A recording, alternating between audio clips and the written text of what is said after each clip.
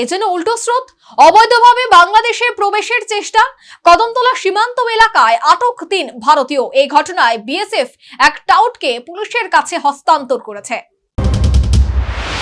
ভারতের মাটিতে অবৈধ অনুপ্রবেশ যেমন জাতীয় নিরাপত্তার জন্য হুমকি, তেমনি অবৈধভাবে ভারত থেকে বাংলাদেশ পারাপার তাতেও সাধারণ মানুষের মনে সংশয় সৃষ্টি করেছে। আর তাতে আন্তর্জাতিক মানব পাচার চক্র ক্রমশ বিস্তার লাভ করছে। শনিবার অবৈধভাবে বাংলাদেশে প্রবেশের সময় আটক 3 ভারতীয় নাগরিক ও এক ভারতীয় দালালকে উত্তর ত্রিপুরা জেলা ধর্মনগর জেলা ও দায়রা আদালতে সোপর্দ করল কদমতলা থানার পুলিশ। স্থানীয় থানার অফিসার ইনচার্জ জয়ন্ত দেবনাথ জানান, বৃহস্পতিবার গভীর রাতে স্থানীয় থানা এলাকার ইন্দো বাংলা সীমান্ত ইয়াকুব নগর বিওপি এলাকায় সীমান্তের কাঁটাতার কেটে 3 ভারতীয় নাগরিক অবৈধভাবে বাংলাদেশে প্রবেশের চেষ্টা চালায়।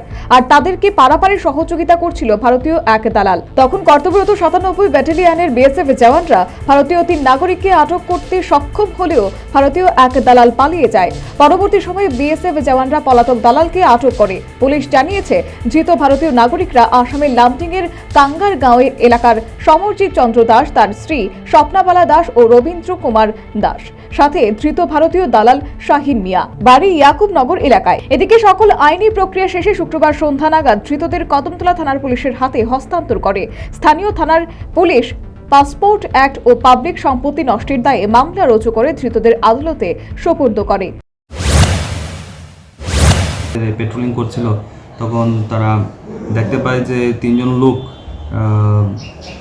বর্ডার ক্রস করছে এবং যে বর্ডার ফেন্সিং এটা কাটছে।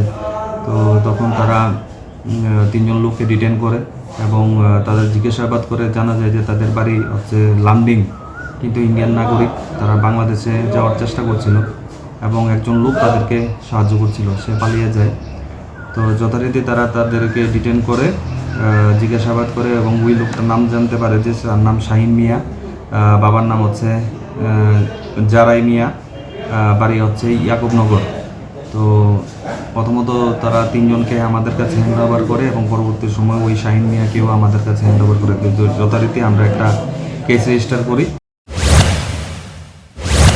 এই ঘটনায় মানব পাচারকারীদের যে হাত রয়েছে সেই সম্ভাবনায় উদ্বেগ প্রকাশ করেছে সংশ্লিষ্ট মহলে। এখন দেখার বিষয়, পুলিশ এই স্পর্শকাতর বিষয়টি নিয়ে কি পদক্ষেপ গ্রহণ করে। Bureau report, news vanguard.